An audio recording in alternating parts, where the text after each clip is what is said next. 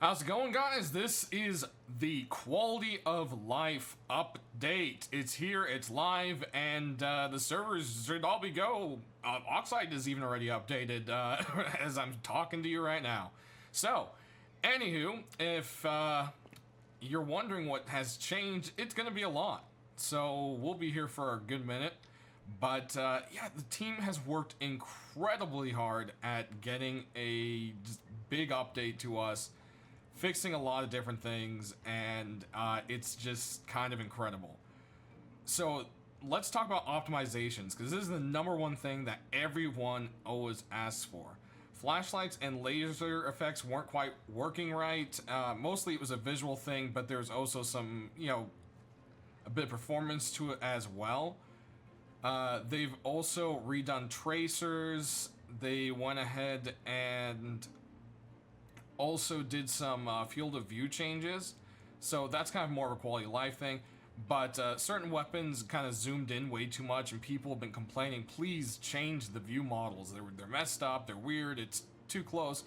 Well, one way or another, it was, I guess if you played with a field of view of 90, zooming in down the sight would actually act like it was the default 75. So that's one of those things where they just fixed it.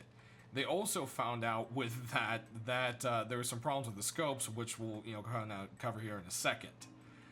Gunfire optimizations. Andre knocked out some stuff that was causing a lot of performance issues during gunfights. This is still something they're working on, and but they feel they have increased the performance in those situations much more than beforehand. So hopefully that means a lot less lag in gunfights, guys. Projectile trajectory verification fixes. So, a lot of times when you shoot something and it just doesn't seem like you shot it, and then you get those errors in the combat log, well, this should aid in removing that. It should now calculate a few different little things that it wasn't before. They've updated the system, and it should have far less errors. So, if you're landing a shot, it should be landing again. I know that's a huge thing a lot of people have been complaining about. Hopefully this actually fixes it really well. There's also exploit fixes. They didn't make a full list of it. You kind of have to go through the commits, but they fix a lot of stuff, as well as some kind of cheats. So that's one of those things there. They don't want to go into detail.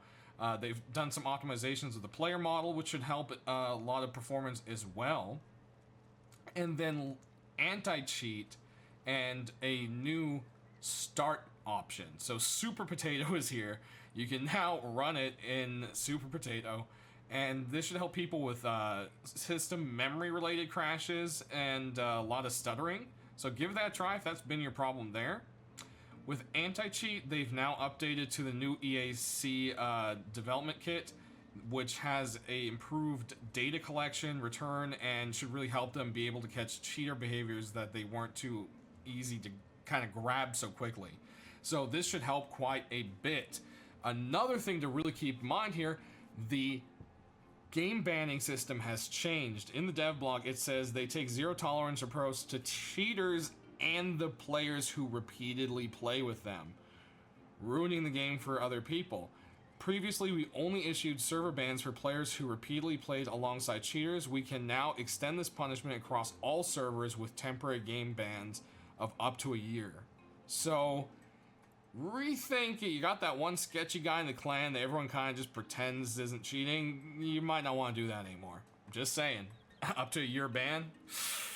Yikes. So that's pretty much the big performance things there. They also did some optimizations with water and lighting, as usual, to continue improving alongside with those. So let's go ahead and look at what we got new content-wise, right, guys? So a couple of changes. The 8x scope was actually zooming in by 24 times, so they have reduced that to 16. It is now the 16 times scope, and the 4x scope was actually being a 8x scope, so they just fixed the name. So yeah, that's a little interesting thing there. Also, now the hollow sight has a accuracy bonus of 70%, and it has a 2x zoom on it now, so we'll actually show that here in a second. So we'll pull that guy into here. And there's also a, like, another kind of, we'll just have to kind of show it, you'll see. The muzzle brake was not working right with a lot of semi-automatic guns, and that's why it just didn't seem to be, you know, reducing the recoil like it's supposed to. So you've got the minus 50 recoil, but it's also got a damage minus 20% attached to it now as well to kind of balance it.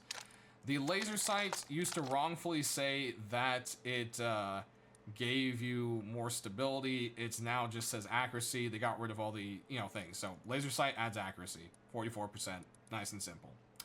The hunting bow and the compound bow are now the same in base damage. So yes, this says 100, but that's if you do the full draw. This used to be a lot less, and it has been brought up to the equal 50%, and you can pluck it just as fast. So we'll go ahead and pop this in here. So if you're just gonna draw back and shoot, you should be able to shoot about just as much, you know, quickly as the hunting bow, and it does the same damage now. So that's pretty cool. It's also seen a reduction in price down to 25 metal fragments. So that's something to incentivize it a little bit more. Helk said he originally thought that the weapon was going to be too OP, so he wanted to go ahead and kind of nerf it down a bit. So that's how that worked there. So let's go ahead, let's just pull out a SAR, and we'll stick on the hollow. You'll see now you definitely get that 2 times zoom with it. Pretty obvious there. And then with the simple handmade, it's the field of view is pretty much fixed with it now. And it has that like negative 1.5, and it just, I don't know, it just seems better. I think it's something I'd like to use more now, more or less. So that's kind of a nice little change we have there as well. Like, again, it's the name of the update, Quality of Life, and it really is just a bunch of these small, awesome changes. Alright, so next we've got a little bit changing in how the collection of flesh is gathered. The bow knife is 10, the new combat knife, 20, and the salvage axe has been brought up to 15 as a bonus there. So, you know, you can look at them in this order, and yeah, that's just really a nice little buff, and this combat knife we will talk about here in a minute. So we'll be doing that. And yeah, wow, there's just so many changes. So combat knife, guys, take a look-see at it. Also, if you guys saw my video yesterday, the knife was kind of ridiculously large. As you can see, that's been adjusted. Its view model isn't as crazy anymore. Also, there was like a small little gap kind of in the hilt, and that has been fixed as well, which is quite nice. So this thing is a beast, okay? It swings just as fast as the bone knife, does 35 damage. Okay, it was 40, it got brought down a little bit. Attack rate, same as the bone knife, and I mean, it's a beast, but you can sprint while using it. So that's one thing it has over the other melee weapons, but also now shares with the chainsaw. So let's go ahead and grab this guy out.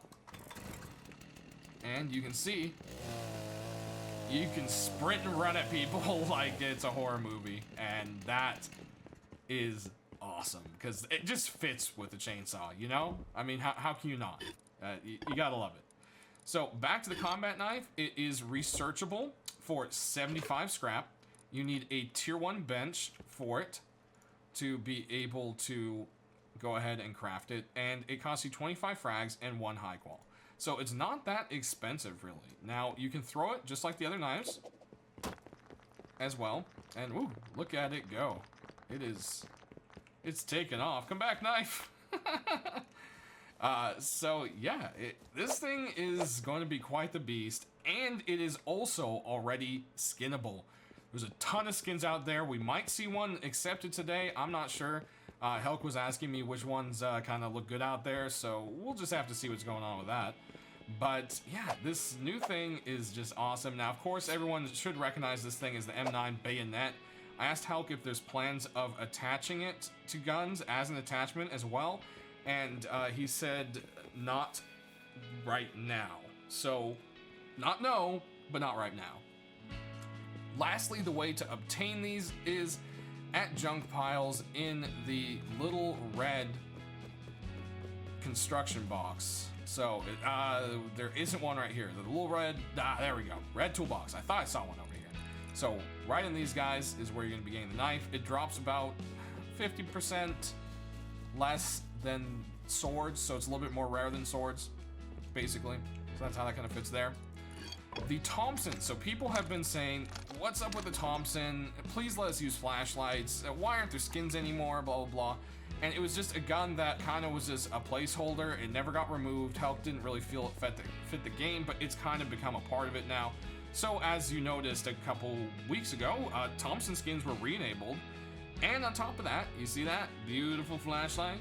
Yeah, we got a flashlight on the Thompson. And of course, that means you can now add a laser sight onto your Thompson as well. There it is. So, the Thompson's here to stay. It's part of Rust, and I'm glad to hear that.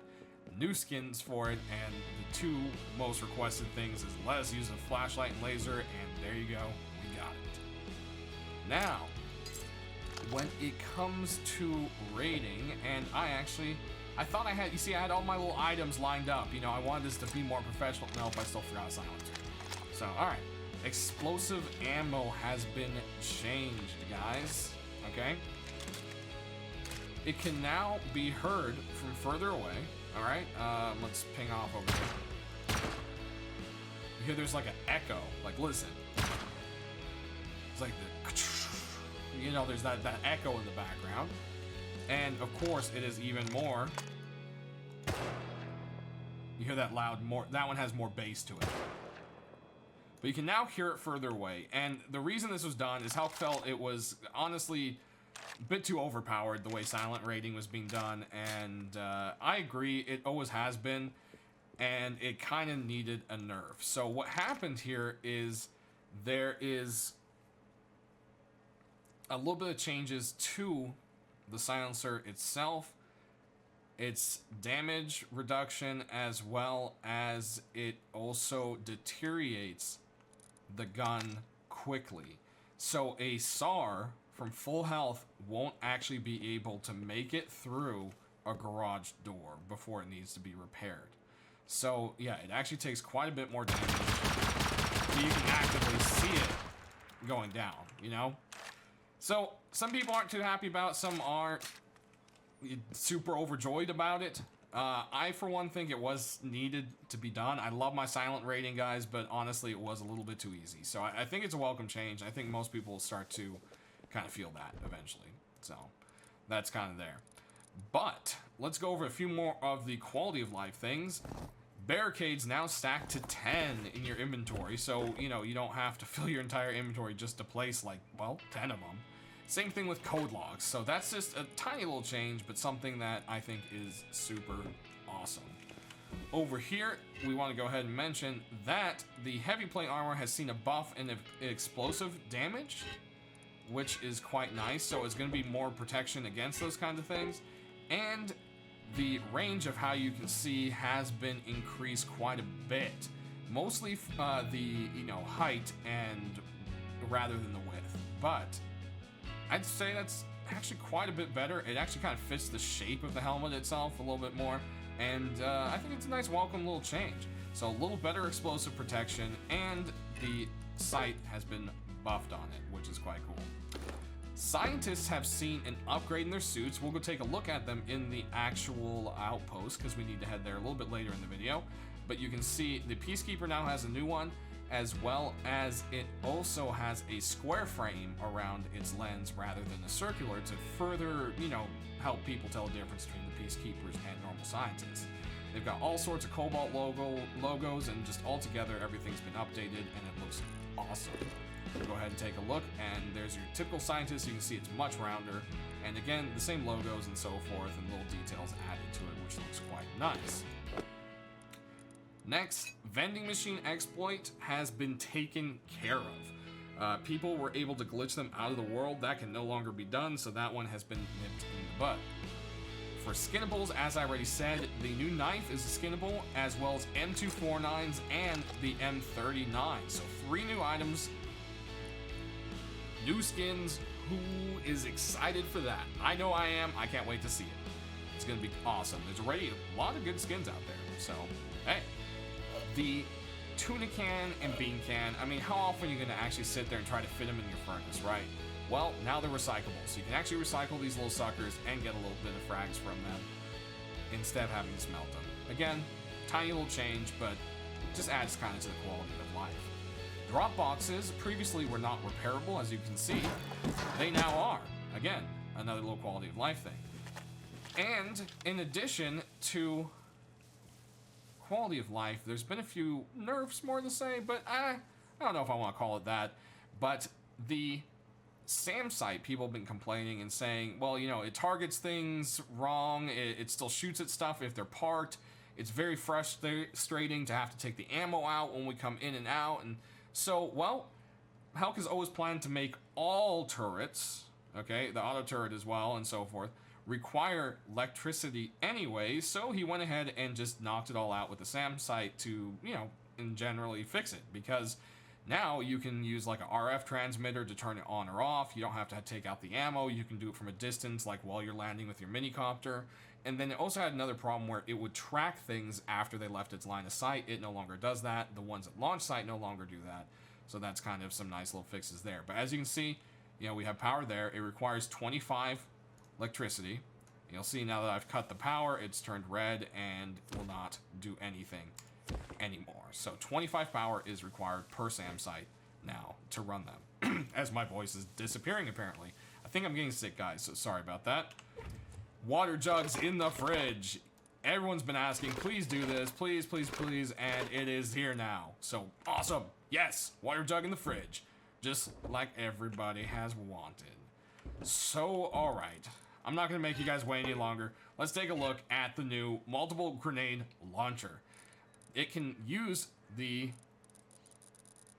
pieces right here. It can fit anything except for muzzle attachments, basically. So all attachments currently except for muzzle attachments. The stack size of its ammo has also been raised. The actual like explosive HE grenades have been moved up from 3 to 12. And the smoke grenades are now 12 as well. And the buckshot has been put up to 24. So that's kind of a nice little change. So let's go ahead and take a look at this thing. If you haven't seen it yet, this is the multiple grenade launcher. Oh, look at that puppy. Isn't she a beauty? Yeah. All right. So let's go ahead and load her up. Oh, never mind. You know what? I only want to put 3 bullets in it. Wait, what? That's right, fractional reloading has been added. So that's why I had all of these guys sitting here. So let's go ahead and grab them out and take a look. So I can shoot one, hit reload, shoot one.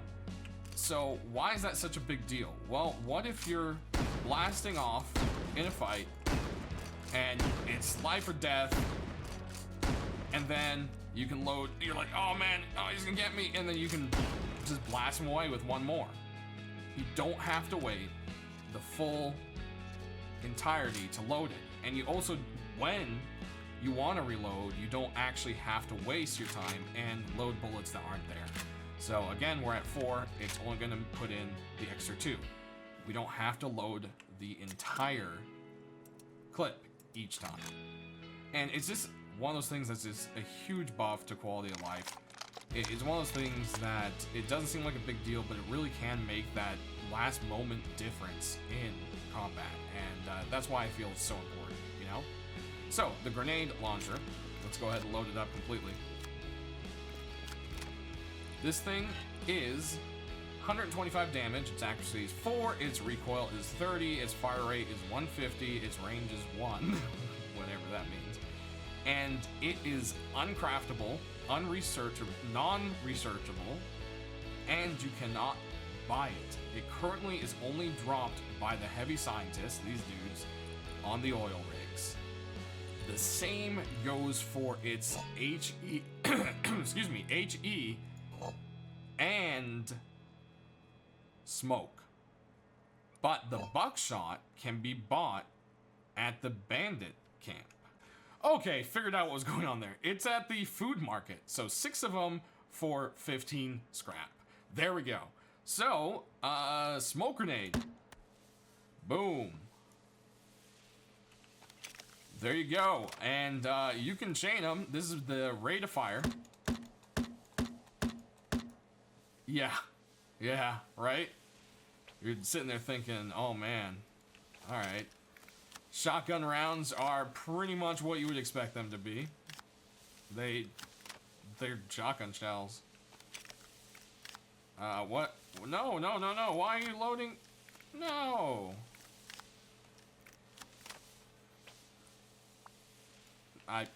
Oh, this thing is killing me right now. Really, grenade launcher? It did go back to smoke. Shotgun round.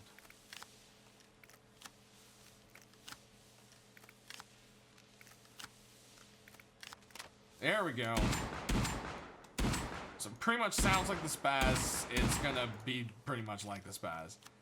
But the fire rate on it is pretty nuts.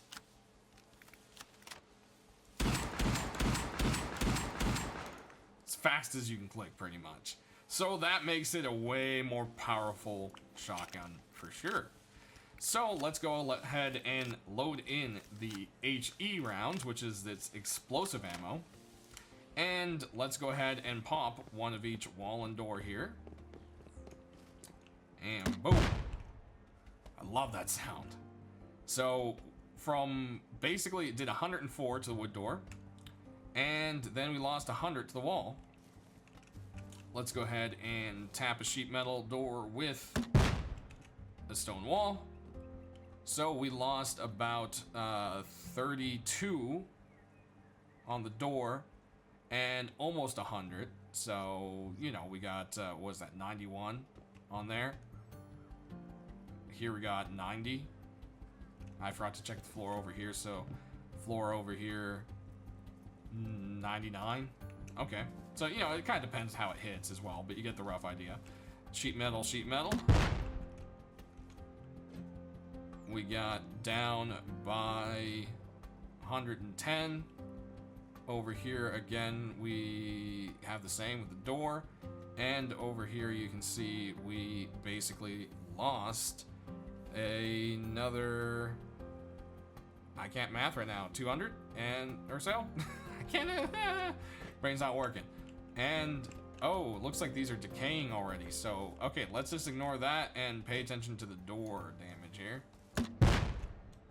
And barely touch the armored door. I mean, it, wow. 44. So there's kind of your idea there. But I mean, with the sheet metal, it only takes 5 to take a sheet metal door down, to kind of keep that in mind. And 5. Oh. Oh, no, that's not 5. That's 5.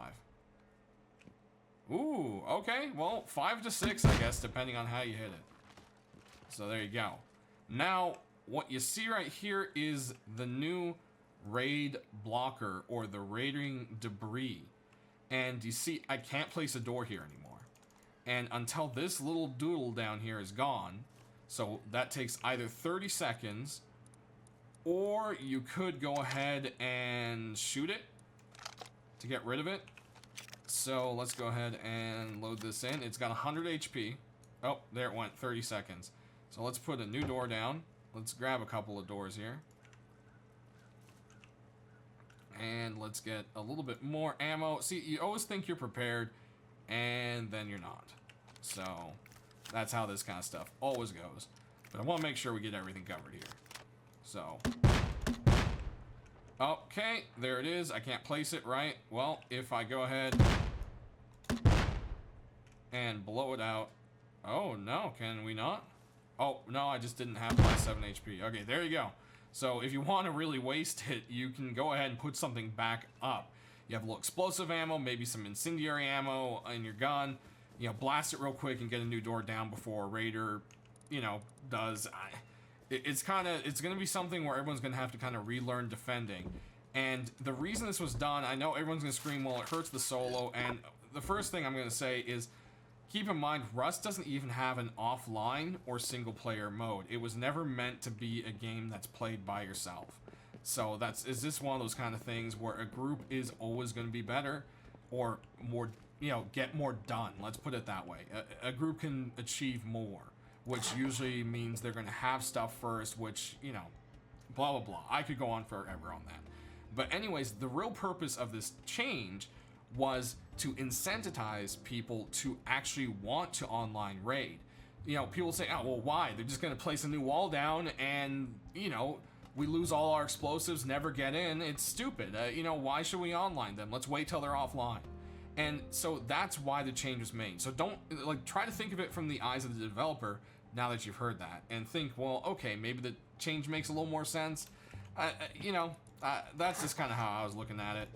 So the one other thing that is also part of this is the shop fronts. So, oh, we're gonna need a double door as well. So everyone knows that a lot of people like to pull this one over, where you're blowing their door out, you're about to get in, and they pull one of these on you and place one in. Oh, you can't anymore. So yeah, another nice little change to make a more friendlier environment to raid online, you know? And it's far from being balanced. Helk says this is just a small little change that was easy to do. There's still a huge overhaul plan for raiding, okay? So again, just a tiny little step. Same thing with electricity on the SAM site. There's still plenty of things in-game that are planned to have electricity, things like the spotlight and auto turret. And so, you know, you want to keep in mind these are just kind of beginning touches to the future system that's coming. So that's kind of, you know, the easier way to look at it. But that covers pretty much all of those big changes right there. So the other things that we've gotten in this update are going to be some changes to the outpost as well as the new large oil rig. So we'll be right back, guys, and bring you in to take a look at that. The minicopter has also seen a few changes. It is now made to where only, when the helicopter itself is powered and running, only the driver can access the fuel tank. So that gets rid of a couple shenanigans. As well as it had some hitbox issues. Those have been resolved. This should resolve some issues with SAM sites and the tracking, and as well as collisions with other things in the world. In addition to the changes to the minicopter, there is also some changes to the hot air balloon. Now, for some reason, I can't seem to spawn a hot air balloon in, but it's really not something you need to see. Basically, people were able to deflate them on top of themselves and camp in it and shoot out at people, and people couldn't shoot back in at them. That has been fixed. When a balloon deflates on a person, they become entangled and have to crawl out. While they're entangled, they cannot use a weapon.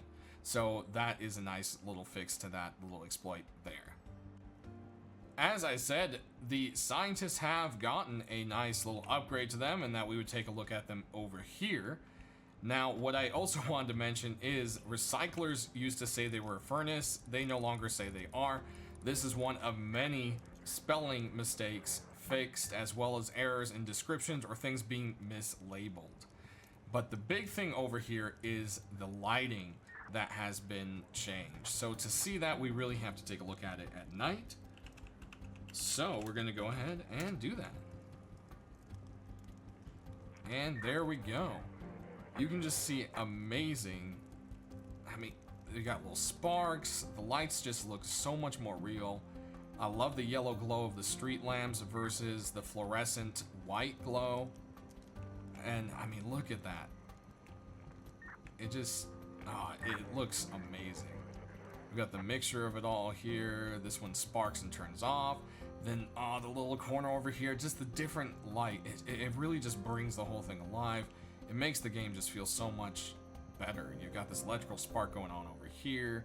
The fluorescent lights over the vending machines. It gives it that blue glow versus, you know, this normal lamp over here. It's just really well done, and it's just a nice thing to see.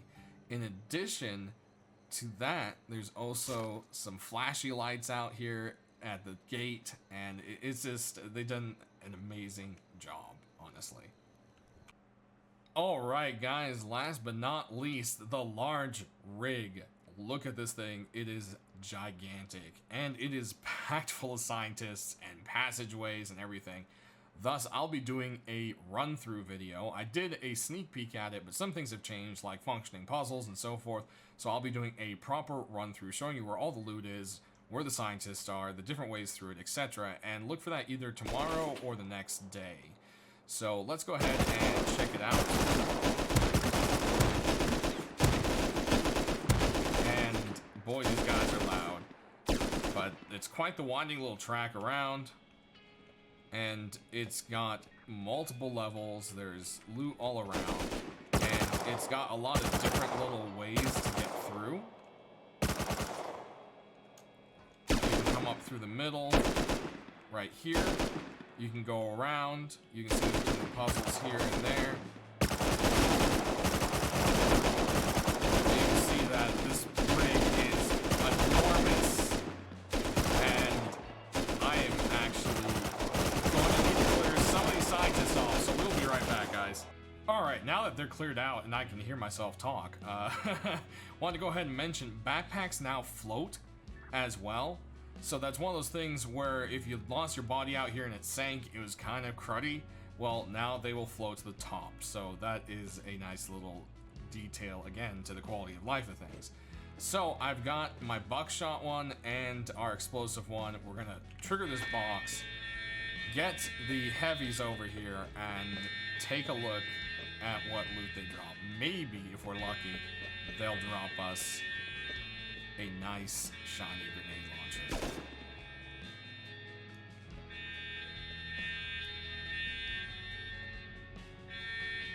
I'd like to also mention at this time, the Chinook actually takes less explosive damage now as well, so it'll be much more difficult.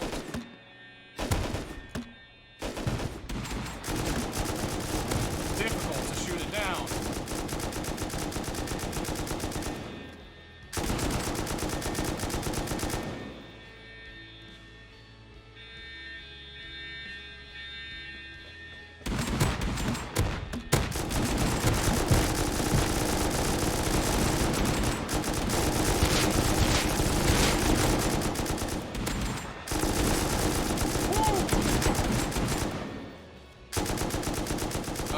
All I gotta say is if we weren't in God mode, we would be toast.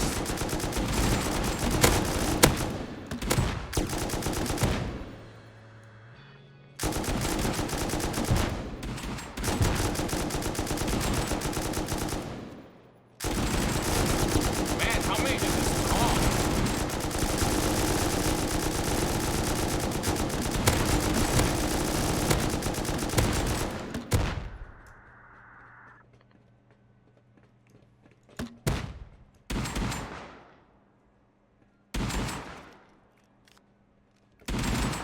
Now, it is planned originally for these guys to wield said grenade launcher, but that wasn't something they could implement into the AI yet, so they wanted to make sure they did that right. It wouldn't be laggy or kind of screwed up or way too OP, so they're taking the extra time to go ahead and implement that. So for now, it will only drop off them. They won't use it against you. So let's see, you got spaz. Oh, there we go. There's some explosive rounds. Again, this is the only way to get them. Oh, there's some buckshot. Those you can purchase. Alright. Let's check out up here. Nothing. And, ooh, auto turret. And we got buck and smoke. Pretty cool. This guy, ooh, a new combat knife. And this guy, we got some HE. And this guy, nothing. So we didn't get a grenade launcher on that, but lots of, I mean, not lots, but we got a couple things of ammo for it. So it's definitely going to be very rare. Yes, it can be used for raiding, because, you know, it only takes a full clip or so to knock out a sheet metal door. But, I mean, do you really want to use it for that? Because, honestly, this thing's a way better anti-personnel. I mean, let's say there's like 5 people zerging you, 6 people, 10 people. You can hit in the middle of that and hit all of them. So that's definitely what makes this thing pretty powerful. But guys, like I said, we'll do a full tour of this oil rig in a separate video, so it can be more of a tutorial, and I can, you know, not make this video an hour long. That's going to cover pretty much all the big stuff, guys. The excavator should be coming in the next month's update, along with 2 other silencers, as well as an Easter event coming up here, most likely on the 18th, which would be the Thursday before Easter. And there's also a Easter holiday skin contest going on as well. I'll try to include the Reddit thread down in the description so you guys can look at it there. As always, thanks for watching, guys. We'll see you next time. Have a good one.